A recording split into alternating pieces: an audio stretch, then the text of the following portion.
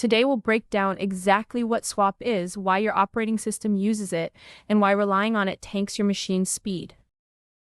RAM is your computer's short-term working memory. When you launch a program, the operating system loads it from your storage drive into RAM because RAM is extraordinarily fast.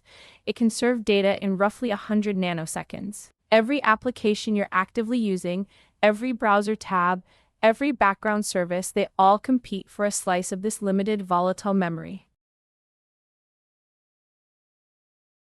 Your operating system has to manage RAM carefully. When you open more programs than your physical memory can hold, the system faces a dilemma. Either start killing processes or find another place to stash the less active data.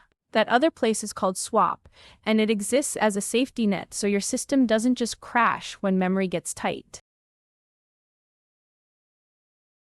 Here's the sequence. When RAM is fully occupied, the OS scans for memory pages that haven't been accessed recently.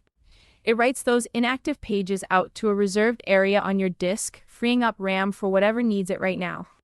The problem comes when one of those evicted pages is needed again.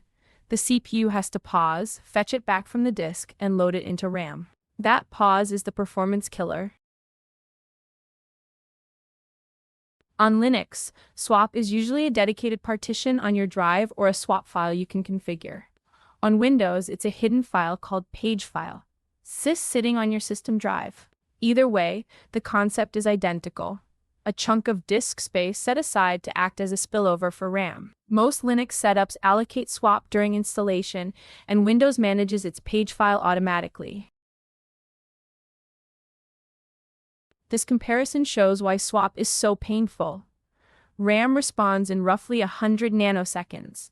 A solid-state drive, which is much faster than an old spinning hard drive, still takes about 100,000 nanoseconds. That's 1,000 times slower. A traditional hard drive is another 100 times slower than that. So every time the OS has to pull data from swap instead of RAM, you're looking at a delay thousands to millions of times longer than normal memory access.